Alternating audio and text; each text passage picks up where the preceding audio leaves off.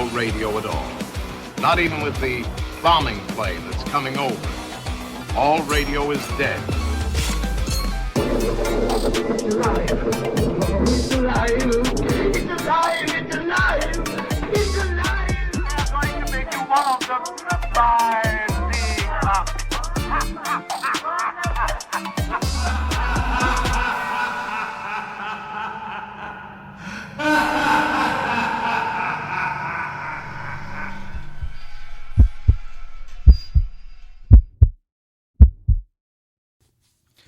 Welcome back to Horror of the Worlds. I'm Curtis Gerhardt. I'm Stephen Miller. And today we're talking about France for the most part. Like, we're going to be talking about the French Extremity or extremism. We're going to start off with a little bit of a history on France itself. Like, I mean, we're not talking about everything that happened in France because There's a lot. France has had a long, fucked up history. And honestly, this podcast isn't about France. No. We're about horror, so we're just bridging that together. We're going to start off with, France is pretty much known nowadays as, a place of art, how beautiful the scenery is and the language of love. I mean, if you're into French language, like, I never found it as a love language, but be it as it may. But it wasn't always this way. It's always had its issues, and it has its issues up to this day, which I found out a lot more researching this topic. But yeah, the whole French extremism movement only lasted for about a decade throughout this whole the history of it all.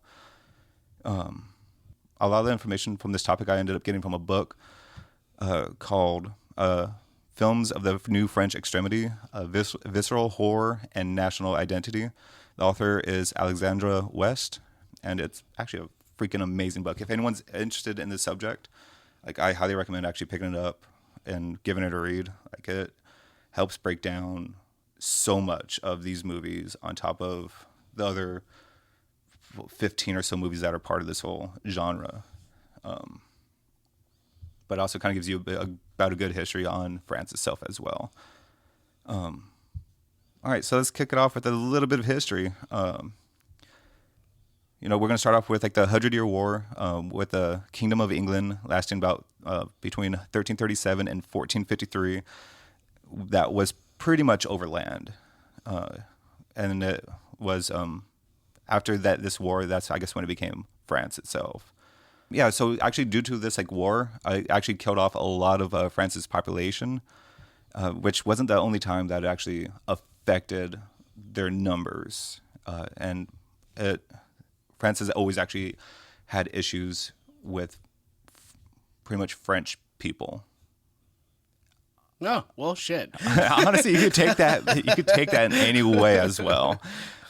They've also had some religious wars throughout this time as well between the Catholics and the Protestants, with the Catholics pretty much winning the battles, and the Protestants not being completely dissolved. They were still relatively present within France, even though it is loosely predominantly Catholic country around this time. They later became a slight force to be reckoned with, while winning some battles with Louis XIV. They pretty much became what we look at as in America nowadays, where it was actually a pretty sought-after land. They were actually a pretty booming country. Like, it was like the place to be. But again, everything kind of falls. Between 1643 and 1715 as well, they were rich, beautiful, and they were looking good. However, they helped with the American Revolution, and that helped deplete a lot of their resources, which led to higher taxes to be collected. Sounds kind of familiar. And a lot of the king and the church was more rich, while everyone else was poor, angry, and hungry. Doesn't sound anything like America.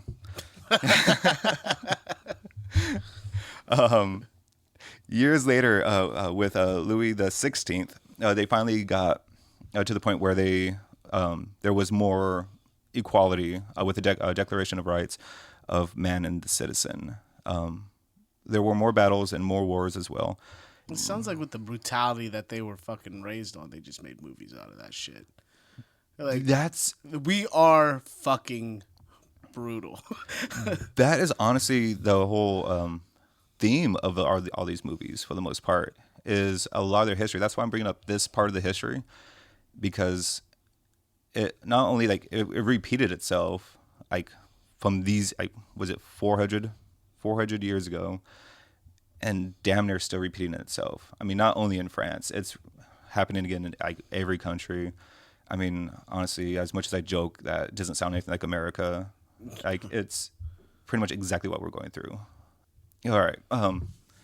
In the late 1800s, under Louis Napoleon, I want to say it's Louis Napoleon, had a war against Prussia, which led to a surrender and loss of land.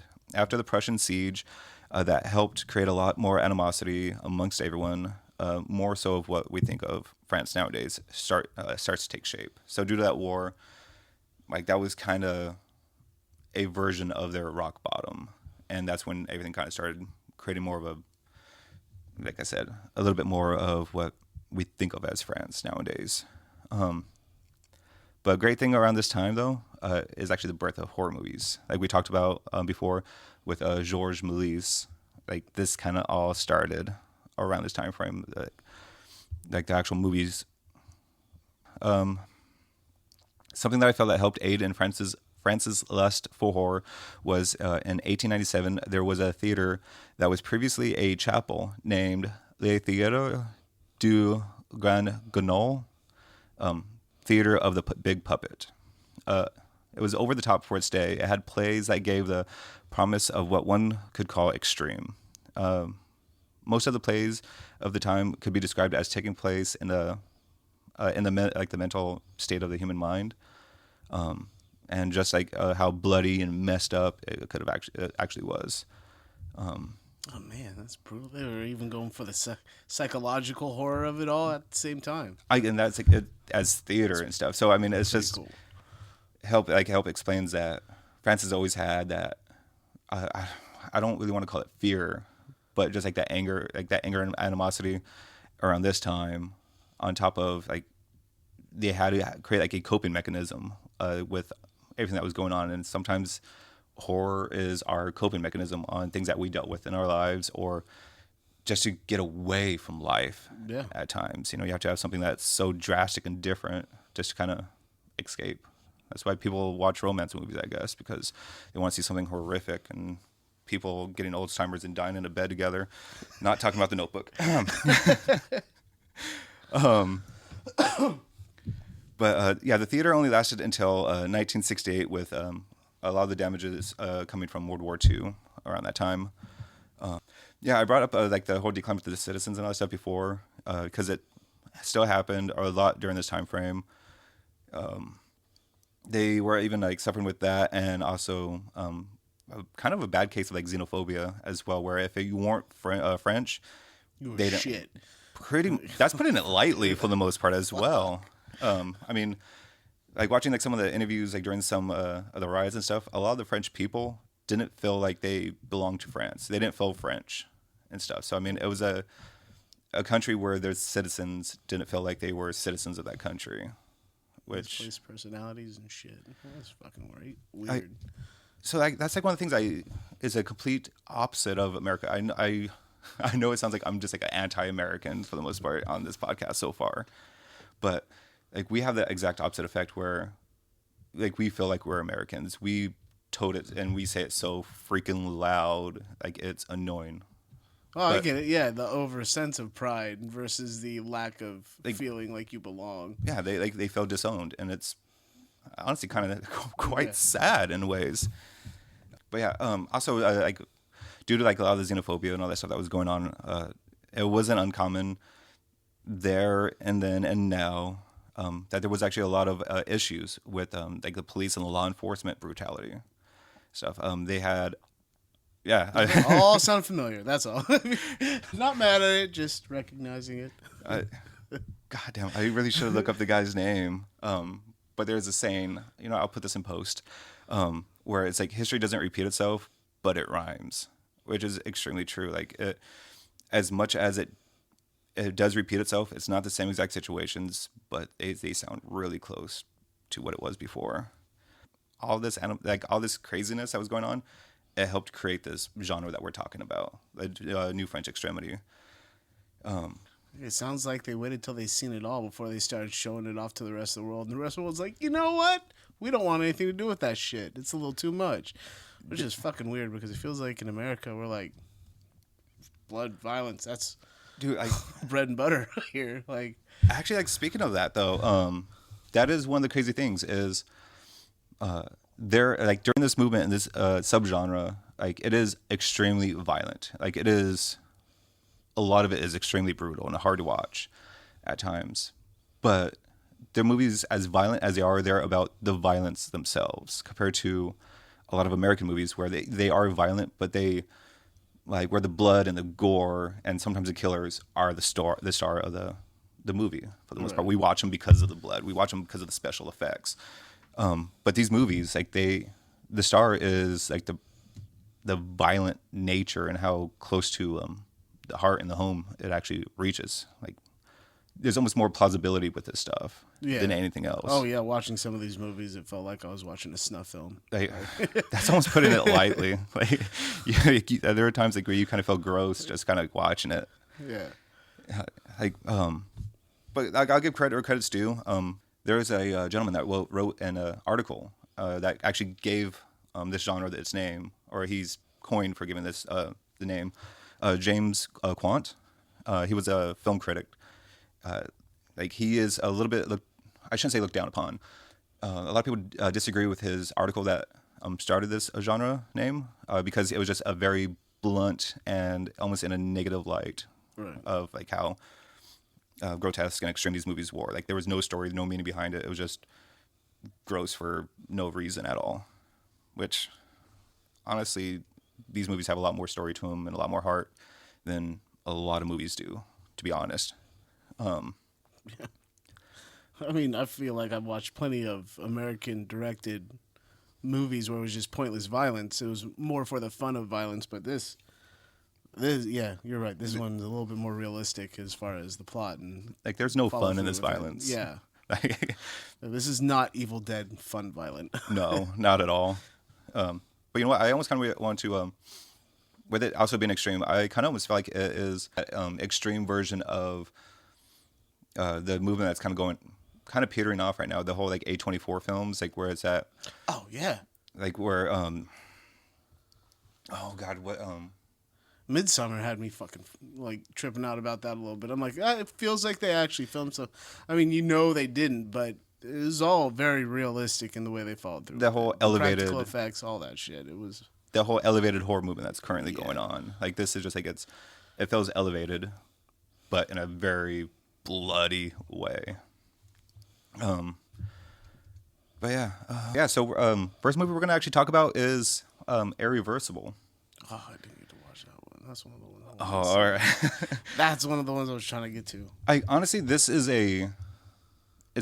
is a great movie, but it is a very hard watch if you're not in the right mindset.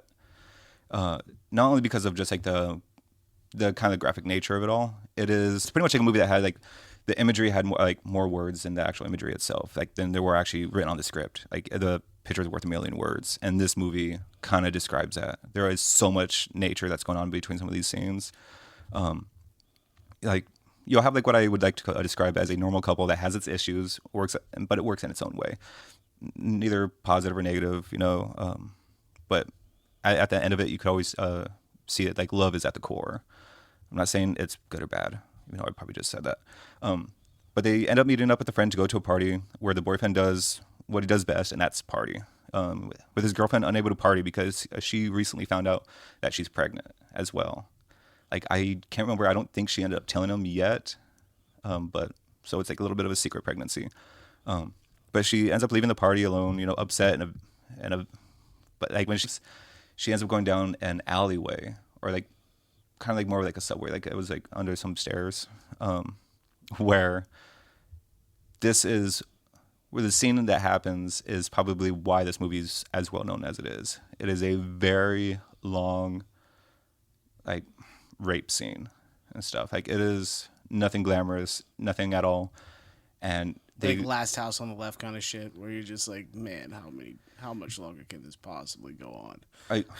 This makes that movie or that rape scene look not that bad. Holy shit! I think it's just because like how they just pretty much, it looks like they just set up the camera and it's like, all right, you're sitting here, you're watching, you're just Go. like that's pretty much it. I think the whole scene lasted like almost like 10 minutes. Oh damn! And stuff. So you're just forced to watch it. There's just like, because it's like, fuck, man, why am I watching this movie? Right. And I even heard in some of the interviews that people were walking out during this time just because it was just so bad. But I'm not trying to like over glamorize. Like it's rape isn't good, all right. right. As I laugh because I'm uncomfortable about rape. But yeah, later on, the boyfriend finds out what has happened, and he goes into a rage, which one naturally does. You know, who could blame him for that? But he ends up going to a party, or not so much a party. He ends up going to a gay club called the Rectum, and this scene is actually quite freaking amazing because how much goes on like during the scene. Like I can't remember. I think it took like quite a few takes to actually do this all. Because if I'm not mistaken, all of it's pretty much a oneer. With I want to say probably some hidden cuts. That's actually done extremely well. But he ends up fucking someone up, like, and I think it ends up killing him. But it isn't the correct person, just because out of rage. I mean, you're kind of blind when it comes to that rage. Got the wrong guy. Yep. Fuck. But yeah, everything I just said. Now just kind of like reverse that. And that's what this movie is. 12 long takes in reverse order with a shaky cam at times. Awesome. So it's really hard to watch on that. Damn. Like it is. Feeling sick to your stomach from motion sickness. So you have that on top of the graphic nature, on top of the storyline. And during all this, like he has a 27 hertz bass tone set throughout it. So it's more inaudible, but you can actually hear it and feel it. So it's like a subliminal tone kind of carrying out a vibe throughout the whole movie. Pretty much. I guess a lot of the riots and stuff, they would use this tone to actually help subdue a lot of the rioters just because of how uneasy and unnerving. I've heard a couple movies doing that. There's what's that? Baby Driver. Baby Driver, if you listen closely, they have the sound of tinnitus going throughout the whole set because the guy is hard of hearing from his tinnitus from when he was younger. So, man, I don't know if I would actually be able to hear it because of my own tinnitus. That's what I'm saying. I couldn't hear. I read about it. I was like, oh shit. No wonder I didn't notice that. Right. I thought it was my own ringing in my own ears. God damn it.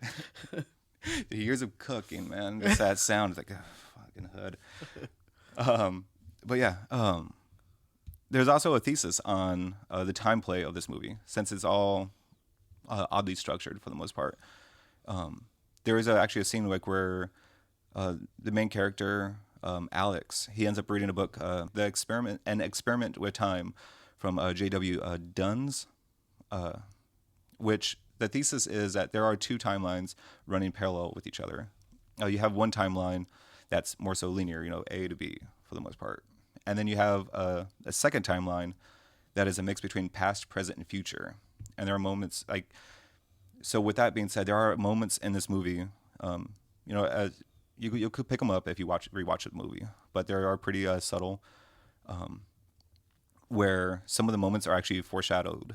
There are, I think, parts technically at the end of the movie that is technically the beginning of the movie in a way, since it's shot in reverse. Where like he was just like joking around with his girlfriend saying that I'm gonna anally rape you and all that stuff, Holy or we're shit. gonna have like anal sex or something like that, and then she ends up in that alleyway later on. There was a couple other things that I kind of forgot what they are, and I don't think I wrote them down because I am that good at this. It's not a job; we're not getting paid. But yeah, so this movie kind of brings to light a little bit of the point of view of what Paris actually kind of is, that we don't really see it as, which is a crime-ridden and diseased with a harsh light on homosexuality. With Noah's experience, that's the director. I forgot to say that at the beginning, where it's directed by Jasper Noah. movie was shot in 2002 or released in 2002. But yeah, I guess he had like with his experience, like when he was, took this on the road for the most part when it was in some events, where there was actually some the gay audience. They loved like the scenes from Rectum, like the whole So the gay bar, inclusiveness, the realistic. like kinda some of setup. that. Like they saw it as like beautiful and like sexy and grotesque, all this way, like cool. where it was just like they enjoyed it and stuff. But the ones that were offended were pretty much straight men. You know, like, oh, you shouldn't be showing that Easily stuff. offended on. How dare you? The Kevins and the, Yeah, the right. group, or Karens, whatever. I'm not. But yeah, I mean, the movie is really hard to actually watch. I mean, with the rape scene itself, you know, I mean, that's almost enough to be like turned off from this movie. Like we kind of talked about it a little bit before, like where, I almost want to equate this movie to the same way like some of the 70s movies where a lot of people that want to watch this movie, oh, that sounds bad. A lot of people that know about this movie is because of the rape scene. Okay. Which a lot of the like movies in the 70s, their whole like theme, not so much theme, but their their motivation for the movie was rape. A lot of the times, you know, like you were saying, like The Last House on the Left. You have Mother's Day. You know, I Spit on Your Grave. You know, Yeah, I Spit on Your Grave. That one, was that the one where it felt like they caught her like 3 different times before she got back to the fucking house? I thought that was the most obscene thing ever. I'm like, first of all, the first one was long enough, but then you're gonna do it 2 more times. honestly, like I think I've watched all of like the main I Spit on Your Graves. They all blend together. So Alright. there's only one that kind of sticks out for me, and I think that was like one of the most. I shouldn't say the most recent one, but it was in Russia and stuff. Like they are pretty. They're actually not too bad of movies. If you get past the rape, they're not horrible. No, I saw one of the Movies. remakes. I thought it was a great movie. You're right. There are those like almost cringy moments where you're like, I feel horrible watching this. But that's kind of like what they're trying to capture with that shit, right? Like you should feel bad about seeing that shit. It's a horror movie. It's not, you know. That's exactly it. I mean, horror has a very simplistic definition for the most part, but like it's anything could be horror. You know, I mean, there are different volumes to it. What one fears or how they elicit the horror through it. I mean, if it's grotesque or violent nature or whatever. I mean, like a lot of the 80s slashers, I go back to that. It's like they're not scary to me, No. but they are horror movies. Like undoubtedly, they are horror movies, even though they don't frighten me. I'm not staying awake because, I watch some mythical being come back to life somehow and slaughter the friends I don't have. Right. It's Well, I could see how people don't find Underwater to be the most horrifying horror movie ever, but to me, man, the claustrophobia, the deep water scenery, things catastrophically going on, you feel like you're running for your life the whole fucking time. And that's one of those things they captured really well with that and Gravity. It's the rush. honestly, I'm kind of curious. It's high anxiety. I don't think I looked into what genre. Like, I would actually label it under horror, but it is with Ryan Reynolds, Buried, I believe, where he's stuck in a coffin. Yeah, I mean, that's claustrophobia right there. Yeah, when I saw it, it was labeled as a comedy horror. So when I watched it, I was like, this is way more comedy than it is horror. But with the amount of violence in the whole thing, I don't remember it the being mental comical. instability.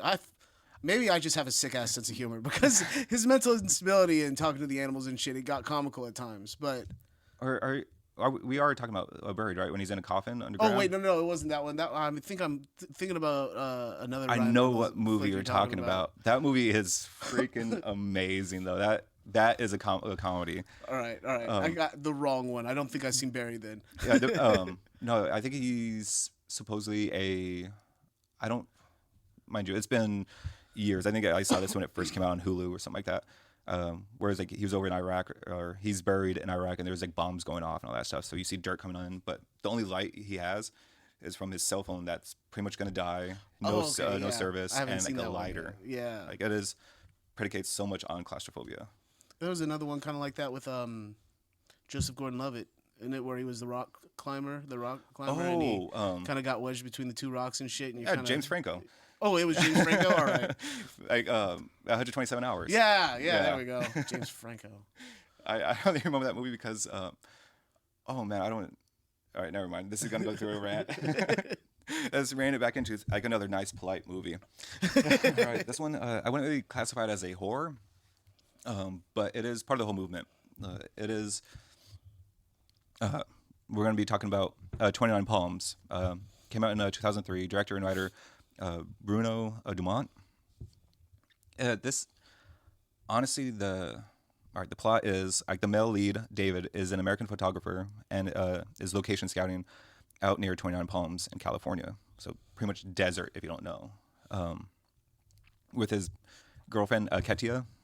Like I must have missed the part where in the dialogue where they were saying they were location scouting. Like I must have blinked or something like that. Or, but the movie probably would have made more sense if I actually heard that bit of dialogue, to be honest.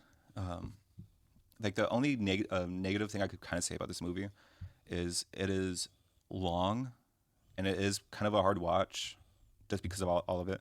It is like the stereotypical French movie that we always kind of joke about where it's like that shot in black and white and you just see a woman at the kitchen table smoking a cigarette. Yeah, all right. Like it's not that, but it's just kind of like that. What's going on here? I mean, this is a somewhat of a messed up relationship. Like you don't really, like it's honestly there must have been part of the dialogue where this movie would have made so much more sense if I would have caught it, but I didn't. But like I say, like their relationship is kind of a little bit toxic, just because like you kind of get hints of like jealousy and stuff. Where there was a time where they're sitting at a diner, you know, and a woman walks by and David just looks up because someone's walking by. Normal, right? I mean, you just see someone moving, and his girlfriend Katia gets all pissy with him or upset with him, and like, oh, what, you want to be with her? Like, why don't you just leave me right here and go with her? Strong jealousy problems. I related with him so much at that moment. It was like I completely understand so much. But later on, the roles kind of reverse, where they're actually sitting at an ice cream parlor, and there was a Marine sitting there and stuff, and she kind of looks at him a little bit and just kind of loosely jokes around, and he gets jealous about the situation. So both of them are a problem. Yeah, that's why I kind of say it's a little bit toxic. Bad You know, I for mean, each other. it's. But I mean, that's why I always say like it's bad, it's toxic, but I always like there's love at the core. Again, doesn't mean one should stay together or any of that stuff. I mean, they got in fights at this point where it's to the point where she's even rushed out of the hotel room because they're staying in a hotel during all this, and he's just pretty much whatever. She runs off. She ends up getting like paranoid and because there's a car kind of like stalking her and stuff. He kind of comes to her rescue by chasing her down and almost beating her up. Not violently, but I mean there was like a little bit of a fight and stuff. And they kind of get their things squabbled a little bit. That's some of the negative aspects of it. But while they're location scouting, they're going off road and stuff, and they have he ends up teaching her how to drive, stuff which is pretty cool. You know, whatever. Right. Honestly, like there's another part in that like, I find like it's actually a very romantic gesture and stuff. So like during one of these moments, like when they're going off roading, they end up just walking off and out to go have like sex or whatever. It doesn't really happen. So they end up like climbing the rocks where they were near, and they just kind of lay there and bask in the sun. And like he ends up making a remark of like, "Oh, we're gonna burn up here," and she just ends up taking her hand and just placing it over his dick. So I was like, "That's a cute, polite gesture." I was like, "I love this couple now." Like it was just like, it's just such a subtle thing for me. Like it's just, oh, so cute. But yeah, that's actually kind of like the whole movie up until like the last 10 minutes. But like the whole premise of this movie is like it is shot in America, but it's from a French director. So this is an outside source, like through their lens of how they see America and stuff. That's interesting. Yeah, that's why I kind of thought like I would have never put two and two together until I was actually reading more into this. Where it was kind of shot in the desert because of just like how vast and empty it is and how dead it is. Like it's just that's what the desert is. And it's kind of like how they are. Like there's like really no like real soul between the two of them. Like that actually binds them together. Like and it's just kind of a little bit empty. It's there. It exists, good or worse. All right, yeah. So things end up picking up like I was saying like 10 minutes or so like at the end of the film, where they end up going off roading again, and there's a big ass white truck that kind of ends up running them off road and stuff. They end up stopping. The guys end up honking the horn, speeding off. You know, they get kind of a little bit scared or a little bit set off, but they say whatever, and they keep on going off road, you know. And I believe they're on their way back into town, and the same white truck ends up pretty much trying to run them off the road again, hitting their bumper to the point where they end up stopping. And he's like, all right, well, what's going on here? So they end up, the guys in the white truck end up ripping out Katia out of the truck, rips off her dress, so she's there naked. And you're thinking like, holy shit, they're probably going to end up raping her, because that's what the extreme movement is. Like, so you're just kind of waiting for it. But then you see David coming around the corner, you know, being held up against, like, pretty much held up and stuff, and they end up beating the shit out of him, like, with a baseball bat. And he gets thrown on the ground, his pants get ripped off, and then he's the one that gets raped. Holy shit, that's a twist. That's the thing. I was Fuck. like, I did not see that coming. But even this whole scene, like, it was extremely. This was like, it made me uncomfortable. I don't know if it's just because I'm a male and just seeing a male getting raped by another male that looked like a skinhead for the most part. But then I started kind of like almost sympathizing for her. It's like I wonder how he feels getting raped in front of his woman, and if that would be like a different dynamic if the roles were reversed. Twice as helpless. Holy shit. Like, it's just that was kind of a hard scene to kind of watch, to be honest. I mean, rape is hard to watch to begin with. I mean, but yeah, he's beaten, all this stuff. They end up going back to the hotel room, and, you know, she ends up going out. Like, he's just pretty much sitting there in the dark, just trying to cope, trying to come back to reality for the most part, Right. which there's no reality after that. Bouncing back is not gonna happen that quick, dude. No. No. Like, she ends up going out and getting pizza and stuff. Like, you're following her. When she gets back to the hotel room, they find out that David's like in the bathroom, and she's like, what's up? Like, are you okay? And all that stuff. And all of a sudden, he busts out of the freaking bathroom door and ends up stabbing her to death. Yeah. Oh, fuck. Yeah, his head's like badly, like, he tried to shave it with some scissors and stuff. It was poorly done, and just, you could just see like pain in his eyes, just trying to get some kind of normality back. There's no normality. And he took her life for it. And then just I think it was like a jump cut to where it's just panning away. He's dead in the desert. The Hummer that they were driving just open there. Like, no, he ended up taking his own life at the end of it. Like, so like, it's just, it ends very bleak. There's no hope. There's That's some of the best horror movies I watch. Make you feel hopeless at the end, and you're like, "Why did I just watch that?" But like, that's kind of like all these movies. Like, there is no happy ending. Yeah. Really, like, there never is. It's like, oh, and the credits are rolling. yeah, like, fuck, yeah, right. I need a movie to boost me up after this shit. Like, let's go watch like some creature feature, some shit that's totally unrealistic. Right, just like something kind of like get your own normalcy back. Yeah. But yeah, it's like the whole, I guess, I don't know if he sought it out, but like the whole premise of that was he has an outside source, you know, the skinhead ended up raping him, taking what he thought was like normal, his everyday life, and for him to kind of get back his revenge, he takes it out on someone else. Right. So this was all a little bit after what I said. 2000, it came out in 2002, 2003.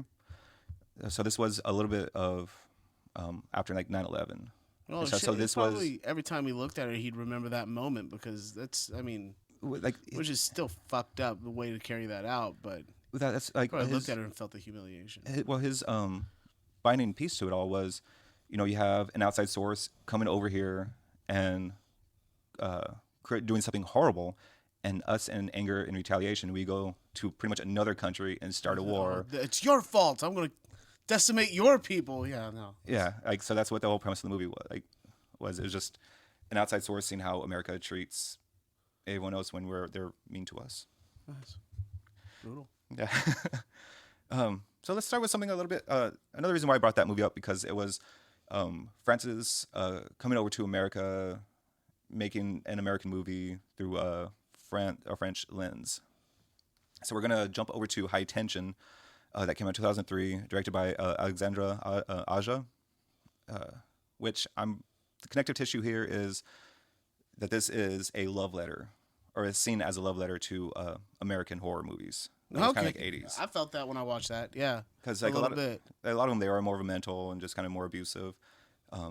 As bloody and as gory as some of them are, this one was, like I said, a love letter. Yeah, like, it I had its feel like some of the core. scenes in there, I was shocked that there were a couple parts where you saw what you were expecting. The violence was on par with what you were expecting in this kind of movie, and sometimes they kind of let your imagination do the trick a little bit. Like there were Right. some things they didn't let you watch the follow through on. But I was shocked by the ending of the whole thing because I felt like I was involved deeply with this one storyline. And then they throw this curveball at you, like, "Oh shit! What the? Why Almost a little didn't bit I see that betrayed. coming? Right. I should have known better." That's like one of the things. Like I wish I didn't know about it before going into this movie. Oh, I didn't. So when I first watched it, I was like, "Motherfucker!" All right. I wish I had that moment because it's like I was watching. So I knew the twist that was going to happen. So I was watching like these little subtleties and all that stuff. I was like, oh, all right, so this makes sense. This makes sense. And like at the twist, I was like, all right, how is this going to work out at the end? Like, or when does the twist actually come? And when you say it's like, all right, that's that defining factor. Like it's all right. Let's get into the movie a little bit. So we have two women, Marie and Alex. They're headed to Alex's parents' house to study while there's a killer on the loose. That's actually pretty much the premise of the movie. Yeah. Not really deep. But you also have Marie is secretly in love with Alex, and it's causing a schism in her state of mind. Mm-hmm. You know, or like a fracture. Honestly, this is one of the movies where I wish I had more people that I knew that were part of the LGBTQ plus group, because I'm really curious if this movie is pro or anti. Oh man, I guess that makes you think about how it was shot. I guess it could be either or. I mean, to have it be a subject matter, it's a little inclusive, but the way they carried it through, like that, making us look bad. I'm like, all right, but That's exactly it. I'm a biker, and you can't stop them from, like, you're always going to be portrayed in a negative light. I'm just excited to be a part of the show. Right, like bringing up Irreversible and stuff, like where they're that gay community, they enjoyed that gay scene, even though there was them getting beaten up. They enjoyed it, so I'm kind of curious how they saw this movie. Right. I couldn't find anything about it, so I don't know, unfortunately.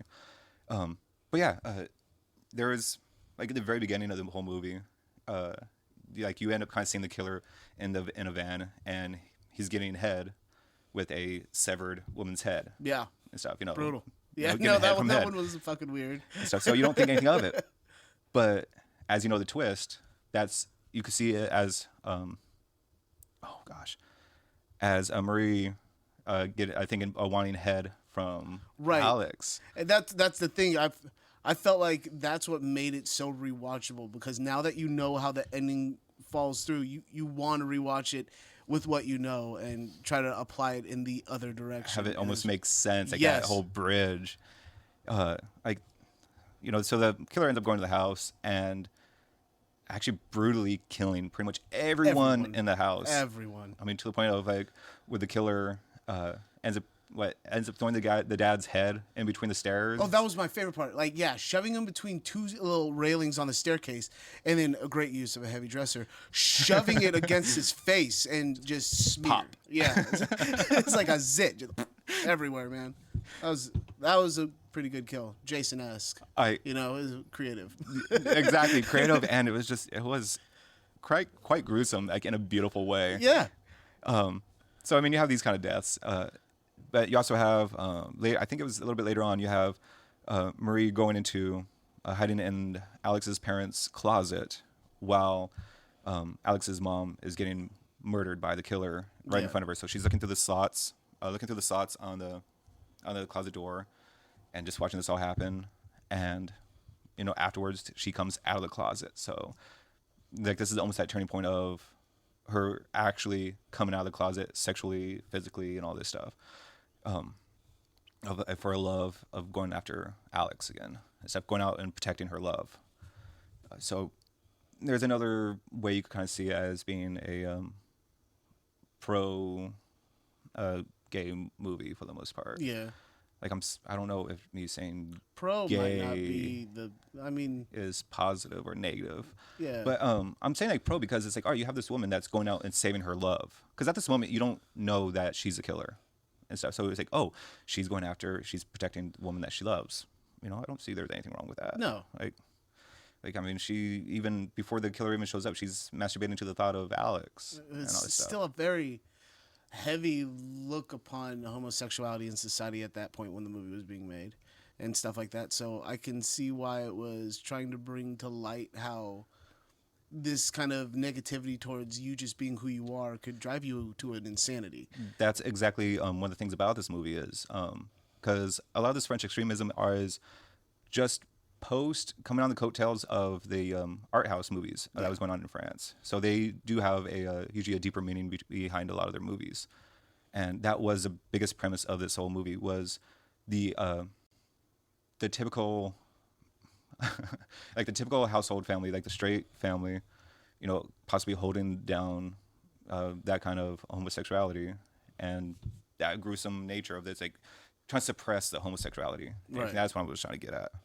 But yeah, that's actually the whole meaning a little bit behind it. If you get past how it's taken out, like how it's portrayed, you know, I mean, it's. I remember doing the interviews for this movie because I worked at Quick Test at the mall. I was one of those guys that came up to you and asked you if you wanted to do an interview and get paid for your opinion and shit. High Tension was one of those movies that we were interviewing. And even the commercials didn't give away too much naturally, but it felt like they painted it as a very violent movie and you didn't know what direction this was coming in. You didn't have much dialogue in any of the commercials from what I remember. So when I watched it and it was, you know, French and, you know, subtitles or dubbed, depending on how you watch your films. Yeah, I was kind of shocked, but the storyline was fucking great. I mean, that's it. Like, I mean, even if you don't look at it as it's a subliminal meaning, it's a great fucking movie to begin with. Like, it is, you know, it causes high tension. Yeah. But yeah, I was just talking about, like, it's like even like the ending scene. Like, I don't want to. I guess we did kind of like ruin the whole movie by saying there's a twist, but that doesn't really ruin the movie at all. Spoiler alert. Yeah, we're gonna have to put that underneath the description. we're gonna spoiler alert for begin this the whole movie. episode. It's gonna be spoilers. If you don't want to know any of the spoilers, don't watch this episode. Yeah. As with the complexity of all these movies, it's kind of hard not to talk about it because you've already watched it through, and now you have to build it in your head to make sense. So Right. painting it their way just to describe it and not give anything, it feels impossible to fucking do, really. I mean, Like it's like it's. I agree. All right, so we're gonna take a little bit of a break from the movies, and we're gonna talk about some of the incidents that happened that incited some of these movies. The next two movies that we're gonna be talking about, which were some riots. So there was some fun moments. free stuff. I'm pretty sure there was a lot of thefts going on. But yeah, the riots that went on that we're going to be talking about is here in 2005, where the riot broke out. About 8,000 vehicles were burned and about 2,760 individuals arrested, which is amazing that it ended on 60. You know, I mean, such an even number. Nice. But it was all because of the death of two teenagers that were electrocuted while trying to avoid the police when supposedly they broke into a building site in Clichy-sous-Bois. Hopefully I pronounced that correctly. But it ended up starting like a 3-week riot due to an upset of like teenage unemployment and police harassment that was building within the poor housing estates. It doesn't help that if I remember correctly with this riot with those kids, one of the stories I ended up hearing that there was a lady that was calling because she heard of a break-in, but also because they were, I cannot remember their exact ethnicity. They were a different ethnicity than French for the most part. Holy shit, it is like a play-by-play of what's going on in America right fucking now. Like that's as we speak. These riots were actually extremely brutal because I remember. I'm not going to talk about it on the podcast. But yeah, it was because of a lot of minorities. Like a lot of like the whole xenophobia kind of comes in. They hated. Like you already have French people not feeling like they're loved by their country. They don't feel French. You have other people that coming over in France that wanted to be part of like Paris and everything else, but they weren't really accepted, unless you were, working for the government or what have you. But supposedly the lady ended up calling the police because of this. That's what brought them over here, because they were possibly minorities there. The kids may or may not have been breaking into the place, whatever. They just knew that they were young kids, and they didn't want to be caught by the cops or harassed by them, because that's just how that society is, Right. and stuff. So I mean, they tried to escape and died, created a riot. 2 kids cause a lot of havoc. I mean, that's just what the final like straw for the most part that made everything explode. Like it's like nothing just happens out of nowhere. It builds up and builds up, and that was the thing that kind of helped everything kind of come to the surface and pop. Which I think is happening to America right now. I'm kind of hoping that's not this violent, but I'm kind of hoping it pops and things become a idea of normal. Yeah, I mean, there's at least going to be a new normal. I mean, nothing. It ain't going to be like the 1950s again. That's for damn sure. Honky dory, or their idea of honky dory, because it sounds like hell. So many jokes I want to say that I can't say on camera. That's something I'm not going to post. But yeah, there was again in 2007 where there were 2 kids. That they were on a motorbike and ended up colliding with a police vehicle and dying. Oh, shit. And when I say kids, they were like 15 and 16. Damn. Yeah, so supposedly the cops were saying that the bike was stolen and stuff, and that's what caused the cops to, I guess, run into them and leave them for dead. Which the cops denied that they left them for dead or any of this happened. You don't really quite... I didn't really find a solid answer. There were so many things contradicting their deaths. But at the same time, though, Paris, like the whole suburbs of Paris, they were still at unrest from the 2005 riots. So this just actually created a new riot. It only lasted about 3 days, but still another... Just layered on another blanket of hell. I guess it's kind of crazy. It's a movie that we're not going to be so much talking about right now. But there's a movie called Them that's actually part of this movement, where it is actually kids ended up breaking into a house and tormenting like this couple and all that stuff. Sounds like a Clockwork Orange almost. Borderline. Like actually, Them created a movie that actually helped spark off another movement here in America. That was actually quite big around this time frame. That started the whole home invasion movies, where The Strangers is actually loosely based off of Them. Oh, shit. Stuff, which I guess Them is based off of a true story that happened with an Austrian couple. They went into a house in Romania, I want to say, and ended up getting beaten by some kids and all that stuff. Oh, damn. And yeah, like that movie's actually pretty solid. If you could find it, watch it. Like I do highly recommend that movie if you're a fan of home invasion movies.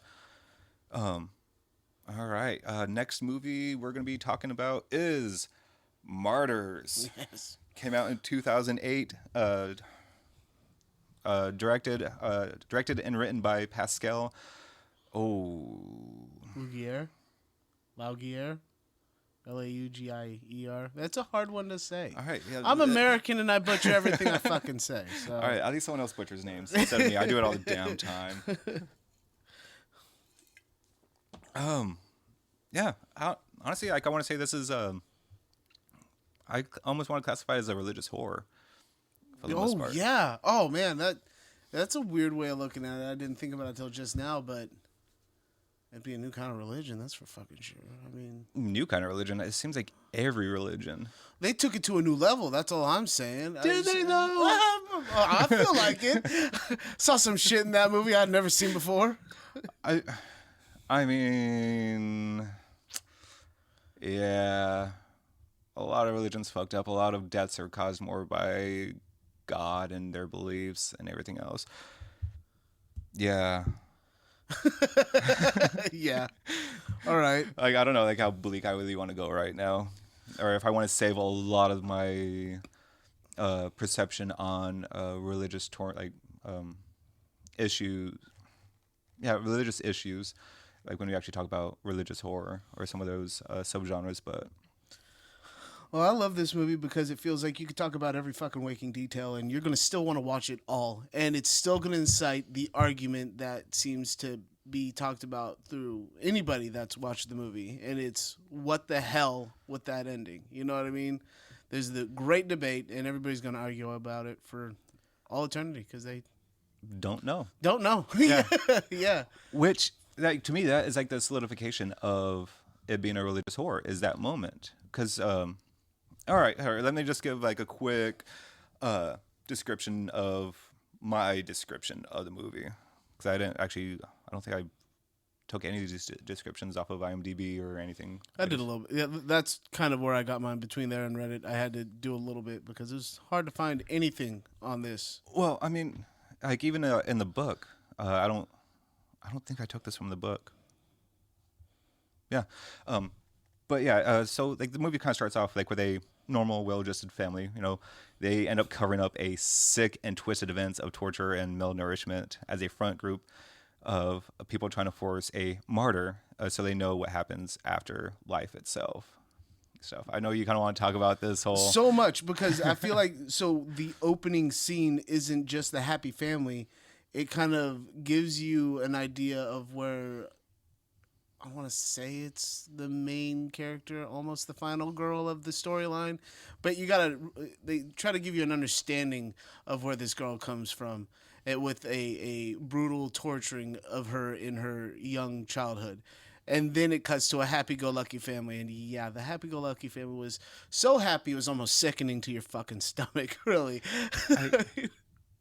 Well, that's kind of like one of the comparisons with the Catholic Church. You know, you have these happy-go-lucky Catholics. Nothing's wrong here. Yeah, and then all the stuff that kind of goes on is like, we just In the don't archives. don't look at that stuff. Like, look at God.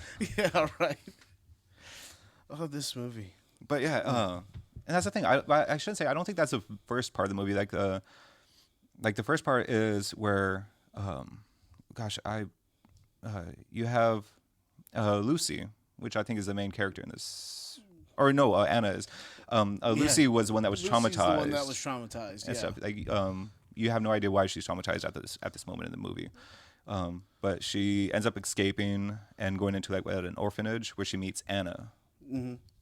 It's hard to, and this is one of the things that's hard to say because you don't know how much of this is the original recording and how much of this is the edited, because when the Weinstein Company purchased this for distribution and stuff, by the time you got to see it anywhere, it had already been heavily edited.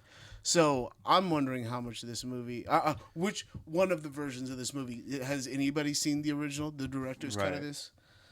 But I'm actually kind of curious on which one I've seen, because I know I watched the one I bought in France with my Region 2 Blu-ray, but I don't. You probably are the one that's seen the most original, because the only times I've seen it was on streaming devices and shit. So it's like, I know. I think I need to kind of rewatch it and I almost kind of want to compare the two. yeah, Like, it'd be kind of interesting.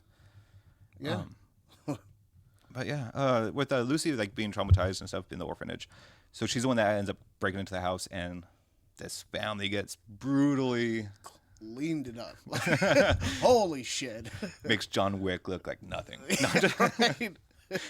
But yeah, she shotguns everyone there, and she's confronted with a pretty much like a weird amalgamation's the wrong word, because I think of like The Thing when I say that word, like almost like a demon. There's some Hills Have Eyes looking cut up lady. Yeah, then Anna ends up showing up a little bit later, and like, what the hell is going on here? And Lucy ends up taking her own life because she ends up finding out that that demon's her, Right. if I'm not mistaken. Well, there's a back and forth where you're seeing what Lucy's seeing, and then you're also seeing it from Anna's eyes. So you're you're questioning the whole thing from the get go. Like, what the fuck is actually going on? Yeah, like honestly, I don't feel like that's a bad representation of like a PTSD from someone that has had those moments, some like a very traumatizing event Deep cut trauma, yeah. stuff. So I mean, she's legitimately battling her own demons after killing that family, and that's not even the whole movie. No, Like, that's the like that- first fucking 20 minutes. Like, that's enough for a movie itself, but no, like that's just like you kind of end up forgetting about that beginning part of the movie. I know I forgot about that part of the movie. Yeah, no, because after it just gets. I didn't know it could get that much more fucking crazy, but it picks up hella hard. Like it's another movie that it really helps if you haven't seen it and you go into it as blind as possible. Yeah. But at the same time, though, it doesn't make it any less gruesome. Still an interesting watch. I felt like it was like it was like a train wreck. You definitely, no matter how much you wanted to look away, you couldn't look away, and you definitely wanted to know more. Like every second that you watch this shit. Oh, exactly. Like it's so like after Lucy ends up killing herself, family's brutally murdered, Anna's left there on the scene. So the main people of the torture ring, that are trying to create a martyr, ends up I don't want to say kidnapping, abducting Anna and keeping her in a basement where they continue to beat the living. They're trying to bring her to her lowest point that she possibly can, and we're talking like from physical abuse to mental to pissing your own pants, like Pretty much bringing becoming incontinent. Yes, you are broken down to nothing. And And these scenes, rebuilding is not the word that they're trying to do with you either. no, these scenes are brutal and with themselves. Yeah. And stuff. So you have all these moments where it's just like, why am I watching this movie again? And it's like, oh, I already invested, 50 minutes into it. I got to finish it. Yeah. But there's a scene that, oh gosh, I wish I could remember the name of the actual act of it, where they end up skinning her. Oh yeah.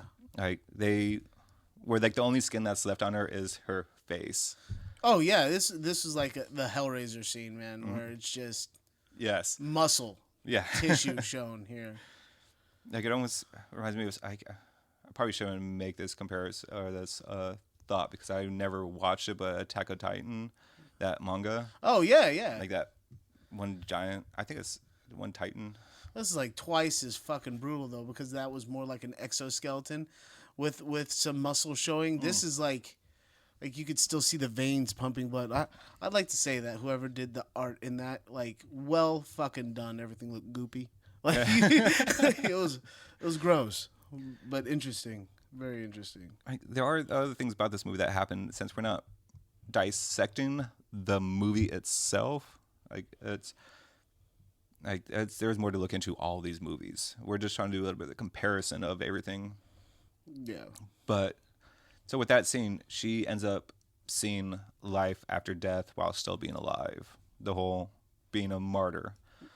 So I think one of the torturers ends up seeing that look in her eyes, that glimpse, and ends up calling the head Pope.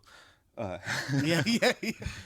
The head lady in charge, and she witnesses it and calls upon a meeting. She ends up asking Anna, "What did you see?" Which she ends up whispering into her ear. You don't know what she says. You don't know what she says. And No. there's a meeting that's about to happen. I think the head lady was Mademoiselle, or I can't remember her name. I didn't write it down. Ends up going to her room. One of the guys ends up asking her, like, "Are you ready to come out?" What'd she say? Like, there's nothing. And then the lady ends up shooting herself. Offing herself. Yeah. Yeah, it's like she witnessed the beauty of death without actually dying, and it was trying to more than physically break you. You were mentally broken to a point of trying to find your own peace and serenity in just existence. Yeah. And once you, like, I guess, executed the thought that pain is in the mind, everything can be great or some shit. I don't know, but the way they carried it out was fucking gnarly. That or how peaceful it is, or something like that, or how beautiful it is. Like we don't know. I know there's a big speculation, like I think on like Reddit, there's a lot of like guessing on what was actually said, what's the actual thoughts and all that stuff. I feel like it's a lot more fun if you just kind of try to make your own out of this, because I've rewatched it and it feels like every time I rewatch it, I want to think of something else that might have been said. Like, you can't put yourself into that situation. And with the head lady being so well off that you're sitting there thinking, like, she has such a cush life. What the fuck could she possibly be worried about? And to have these words whispered to her and her to just go, all right, we're doing this. Right. I was like, what the fuck? I think that's like one of the reasons why like I equate it so much with like religion. Oh, excuse me, because I was kind of raised predominantly like in a loose Catholic Christian household for the most part. So like a lot of the basis of a lot of movies, I think that's one of the reasons why like spiritual or like demonic possession movies are so scary to me. Like legitimately scary to me because of that fear that's kind of pushed in my subconscious, over the years. Like so I think that's like I always end up looking at religion for the basis of like a lot of movies. Well, with all that being said, it's really, to me, after watching it, it's hard to believe why it's so banned. I mean, we don't have many movies that are banned in the United States, but when it comes to this one, Bob Weinstein, not Harvey, Bob Weinstein in particular was so repulsed by what he saw. He's like, fuck that. It's not getting theatrical anything. It got a short release on DVD, and it got an even shorter release on Blu-ray. So if you have this shit on video, you have pretty much theatrical gold, and you probably have an edited version, because if it's an American release, it was edited before it was released. Which I feel like that itself is enough of a marketing campaign. Like, oh, this movie's horrible, don't watch it. But click, download. Yeah, people are gonna watch it. Once we say it's bad, people automatically want it, especially horror fans. Like if it's banned, if it's like it was so down upon. Fucking gnarly. So when it premiered at the film festival in France, even they were like, no, it's going to get an 18+ rating. That's a death sentence for a movie in their society. For us, it makes you want to look into it. But still, they apparently the directors definitely appealed the rating and got it to a 16+. But it's still, I mean, with the original release that they saw in the film festival, it had people vomiting and fainting and walking out of this motherfucker.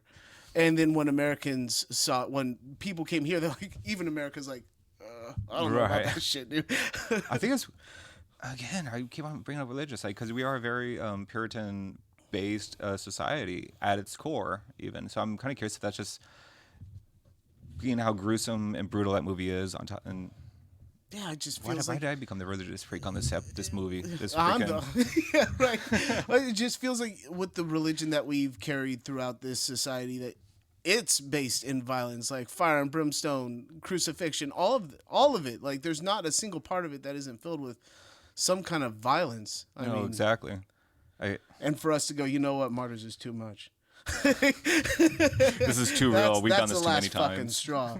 But I do have to say, with the way that they painted out all the deaths in there, it didn't feel like it was a Kill Bill kind of killing spree. You know what I mean? You didn't have the overdrawn like anime squirting blood or something like that. Like it felt like somebody went in there and just dropped people left and right. I honestly like it's no exactly. But yeah, the director was raised pretty much in a Catholic household as well. Kind of explains a little bit. Actually. Yeah, so I mean, that like he had I shouldn't say experience with it, but it kind of helped him like create the basis of the whole story. I think with what I also read is like you pretty much when one loses everything, they will find peace at heart at the end. You know, they become the stronger person because they have nothing left to lose. Like I almost kind of want to link it to one of the stories in the Bible, the story of Job. All right. And stuff like where like this is why honestly I kind of enjoy the Bible a little bit, because if I'm not mistaken, Job was a individual that had a family, and the devil and God were making a bet and used Job as a pawn, that no matter what anyone does to him, like he will not take the Lord's name in vain. So he pretty much kills off his family, gives this guy boils, like pretty much does everything torturous to him, and he just never uses the Lord's name in vain. Bro, that's fucking martyrs, bro. That's exactly it. That's it. I was one that it's when I kind of thought of that comparison, I'm like, that's what the story of Job and this movie Martyrs is pretty much is it. Like I don't think there is a better comparison. There probably is, but for me that is a great comparison between the two. Yeah. But the movie is a great watch. It can be kind of hard to watch. Especially all the scenes where she's being beaten were quite difficult. Oh man, I feel like if you've seen Hostel or something like that, this is almost on the same level. I mean, it's a little bit more realistic. I guess I've never seen somebody tortured to this level, you know what I mean? So what the human body can handle and stuff like that, it feels like that's what they're trying to test. No, that's the human body could handle a lot of stuff. As long as they're spirit, right? As long as they're pure. Yeah. Which that's why they were using women instead of boys, because men sinned and women were a little bit more innocent and a little bit more accepting. If I'm not mistaken, I think that was the whole. That's what they said in the movie. That's at least how they put it. Oh, yeah, honestly, it's kind of funny that you brought up Hostel and stuff. There was another movie in the whole French extremism movement called Frontiers, which is their love letter to Hostel. Right on. But you were also saying how Martyrs is more realistic. So Frontiers is kind of almost a more realistic, xenophobic. I guess Hostel was what Germany's anti-American type movie. Yeah. Frontiers was kind of based a little bit after the riots or during the riots, and them being anti. Oh gosh, I really wish I could remember these ethnicities. It's just weird. I don't. The way they go about banning a film, like Martyrs. If you've seen something like Pink Flamingos, I mean, I feel like at certain points, A Clockwork Orange, Hostel, and Human Centipede. All right, Human Centipede is super fucked up. For some reason, the most banned Human Centipede is the second one, not the first one. The second one's way more fucked up than the first one. Well, I feel like when you watch the first one, I mean, the first one's not bad. You kind of know where the fuck it's going, don't you? Yeah, but it's not that bad. It's not a bad movie. I don't think Martyrs was a bad movie. No. So to sit there and not even have an original cut for Martyrs, but people are like, well, I got the Blu-ray copy of Human Centipede 1 and 2, the box set. Like mind you, when we're saying bad, we're not saying bad isn't bad. We're saying it's. I find it hard to find a bad horror movie. I like almost all horror movies for the most part, except for some of the long drawn out ones. So Rosemary's Baby is not my cup of tea, but no, exactly. I see why people enjoy it. No, it's yeah. One person's good isn't everyone's version of good. But yeah, that's oh shit. How they went about banning it it escapes me, because especially if you know anything about the Weinstein cases going on right now, it's not just one, it's all of them under this profile of bullshit. And for him to go, Martyrs was too much, like Martyrs is too much. Is it giving away secrets? What the fuck is going on here, man? Why? I wouldn't be surprised if it was. Why is this one banned and so many others aren't? It's banned in a lot of places. What I saw it being banned was several countries, but the United States being the first one where it was like, no. And France going, even we are like, no. We're on edge. And yeah, with the things that we've made as far as movies go too. So I think that's one of the things, because it's more realistic or more plausible than anything else. Like where a lot of American horror movies are more fake, more make believe in ways. Like where they're not that connective tissue isn't like oh gosh, how do I want to? There is a very it's not. Wow, I cannot think of a damn word. It's not grounded in reality, like yes. a creature feature. Creature features have nothing to do with reality for the most part. You know, there's nothing but interpretation. Movies. But I can see just as much reality in a creature feature as I do a Human Centipede. Which I don't think there's many of monster features or creature features that have been banned. There's really none. I don't think I've seen a single fucking one. Yeah, I can see why they did it to. So in the UK, it is definitely banned. A Clockwork Orange, but I mean, That's a plausible there's act, though. nothing unrealistic about it. You have brainwashing, you have breaking and entering, violence, rape. I mean, like CIA. all of it. Yeah, yeah, right. Yeah. My FBI agent is watching me now. Like that movie has literally everything in it, and still, it doesn't feel like it's as bad as Martyrs. I mean, Give Martyrs a watch. yeah. With everything we've said, these are still great movies, and you should fucking watch them. Yes, regardless of how much we... Because they told you no. No. All right, let's move on to the next movie. Oh, man. I really don't want to talk about this movie because... All right. It's a great movie. It is Inside from 2007. Inside with was William Dafoe that's in it. Like, this is, of course, the French movie. I'll show a picture of the cover.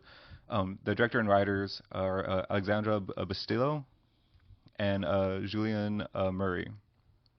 The plot is actually relatively simple. It's a woman that is trying to save her own unborn baby from a crazed woman that's trying to take her baby. You know, simple. Seems all right. You know, I mean, that's realistic. I mean, it is a trip of a movie to begin with. So like it starts off with a car accident that ended up killing her husband. Like, she's pregnant, and it left her traumatized. You know, pretty much having to raise a kid all on her own, while she's just madly in love with her husband. So jumps 4 months after the accident, and she's only about like a day away from inducing labor, or they're inducing labor like on Christmas. So it's a Christmas movie. So yeah, so like the day before that she's going to be induced, there's a woman, which I think that's her title, is it The Woman, ends up breaking inside her house, and ends up trapping her, not the killer, into the bathroom. You know, where it's just like she is stuck in that bathroom through most of the movie. But yeah, there's so much freaking blood in this movie where it makes like a lot of 80s slashers look like a fucking Disney movie. No way. At least for me, like it did. Like, They need to start measuring like the gallons and tons of blood that they have to use for a set in order for you to... They do. I want to Because know I think more about this when you watch a movie. I think I that, like the way Joe Bob Briggs brings up like the kill count and shit like that. That the gallons of blood needs to be a part of that. I think was like Evil Dead, the remake, came out 2003, 13. Wait, the remake? No, yeah, that was more like 13, 16 maybe. 13. But I think that one actually had a record for a minute of having like the most blood, or one of the Evil Deads did. Yeah. You know, like for the most gallons of blood used. But yeah, there was actually a symbolism behind all the blood that was in it. It made the whole house. So like when you actually end up seeing the whole house itself, it seems like a very basic, simple 2-story house. You know, nothing special for the most part. Very clean, very presentable. But they made the inside all red with all the blood, kind of symbolizing like the placenta and all that stuff, like the actual womb itself. So there's symbolism behind all the blood.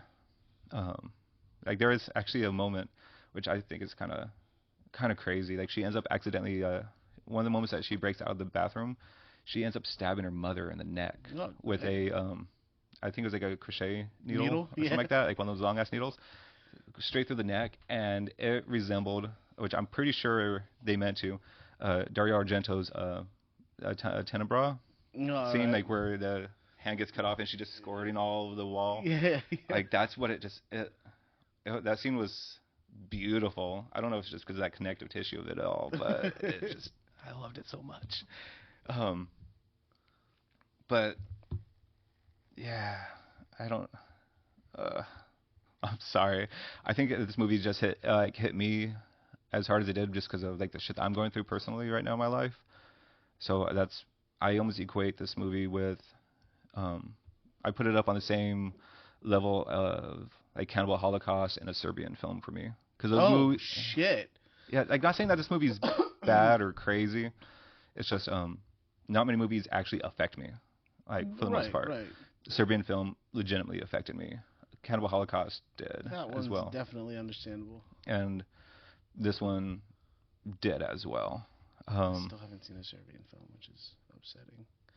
I need to give that one a watch. It's not a horrible. It's oh man, that's a movie. All right, that movie is filmed like it's a very beautiful film. Like it's the meaning behind it is actually not too bad as well, but there are scenes in it that are quite horrific that a lot of actual YouTubers and stuff would not talk about it just because of how bad they are. Holy shit. All Yeah. right. Not because of blood or anything, it's just the acts itself. Mm-hmm.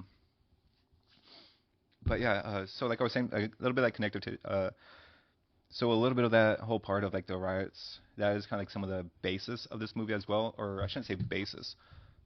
So later on, there are some cops that end up showing up because she ends up calling them, and I think they were just out trying to stop a section of the whole riots that were happening right now. So they end up having I think it was like a Muslim kid or something like that, another race thing going on in the back. I think this is like later on throughout the whole movie. Oh shit. I'm sorry. Take your time. Like, did I not write? I felt like I wrote a whole lot more, but I guess I didn't. Fuck. All right. Now let's go based off my memory. This is gonna be fun. Yeah. I know the tablet's off. Oh gosh, I'm nervous now. That's my connective. I want it back. All right. A lot of this was happening kind of during the riots. There's a scene where she's watching the riots happening on TV. While this is happening, I think she ends up falling asleep while it's on TV. And this is before the woman breaks into the house. She sees her through the sliding glass door, and not being able to really see her and stuff, she's taking pictures because she's a photographer. And there's a symbolism there where the lady ends up bashing on the glass, kind of almost and like shattering it, representing like the first contraction of labor and stuff. The cops end up coming that time, and I'm skipping over a lot of parts and making no sense of it all. But then they come back with the Muslim kid to help her out and stuff. They end up realizing that she's stuck in the house, and these cops are actually relatively helpful, like for the most part. I mean, they don't do anything like too crazy. I feel like French films in general. I'm a big fan of just movies in general. They don't need to make fucking sense. They don't have to have a purpose in the storytelling. Just have a good story. But I feel like the French have always been good at having that deeper meaning. You'll watch closely, like understand more. Which, like, this movie does have a good meaning at the end of it all. So I mean, you have the mother that's fighting for her life, fighting for the baby's life. Her last breath of her husband, her history, like she loved and wanted a future with. And you have an outside source coming in and trying to disrupt everything. There was even a comparison making her like a virgin, like part of the Virgin Mary, where her husband's dead up in heaven. She's pretty much dressed in white throughout the whole film as well. Kind of representing purity, and she's trying to give birth to, a fatherless child, stuff like.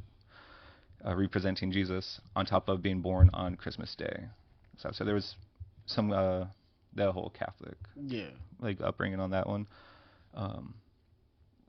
But man, there's like so much gore, so much, I shouldn't say gore, like so much blood in this movie. The woman gets stabbed so many freaking times. Like she kills so many people. The woman ends up killing the cops, killing everyone. Ends up stabbing like the Muslim kid in the head with a pair of scissors. Oh shit. Yeah. But he comes back as possessed. Makes no fucking sense. The only comparison I could think of that is them being race related, like during that time frame, and having Muslims being evil and possessed and all this shit. But the end of the movie is very bleak, where she does end up starting to give birth and stuff. So she's stuck there on the stairs, and she realizes there's an issue giving birth, like the baby's stuck. And now the woman that she was fighting against, like, pretty much almost gives her permission to cut into her belly. So she grabs the scissors and starts cutting, giving this woman a C-section right there on the stairs, and you just see blood gushing out and stuff. So it's just like that mom wanted the baby to live, like through death gives new life. Right. But with the woman, I'm sorry, I'm jumping back and forth so much. With the woman, she's been burned, she's been beaten herself, like she's bloody as all fuck, she's disfigured. So how I was kind of seeing it as a woman takes this newborn baby, the newborn being new society, the new future for the most part, being raised by a crazed person that's just demented, disfigured and stuff. And that's how society is. Like the future and the parents are now raising the innocent, the pure, and is gonna end up warping them. Yeah, instead of breaking the cycle, you just create another monster like you. That's or kind worse. That's kind of how I see it. Because the mom originally, like, she has a well-paying job.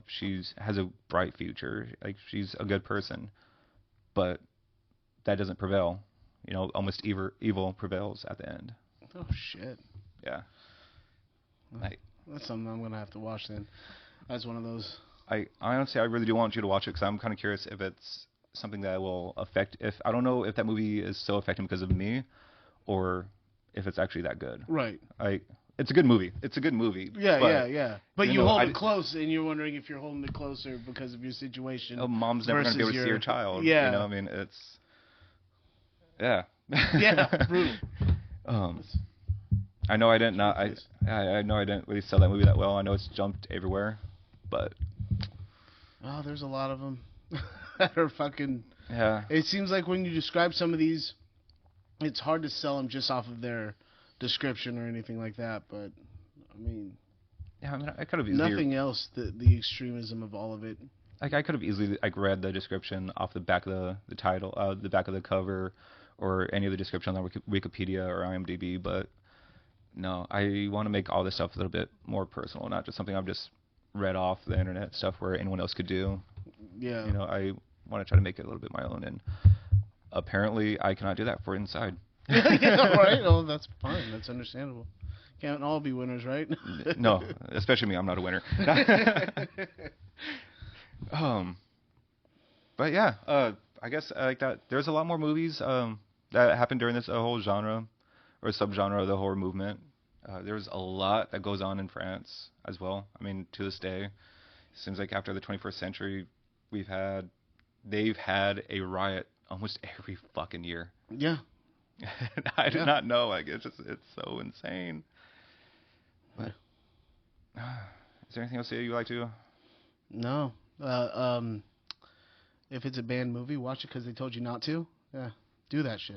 Don't let them say no. Yeah. Yeah. Well, hopefully you enjoyed this episode. Feel free to give us a watch on YouTube if you're listening. We're also on Spotify and iHeartRadio, I believe. We do have a Twitter and Instagram. We're not extremely active on it. Probably never will, but God damn it, follow us, subscribe, and well, hopefully you see us and hear from us again next time. Mm-hmm. All right. Oh. Yeah, that's the end. Yeah.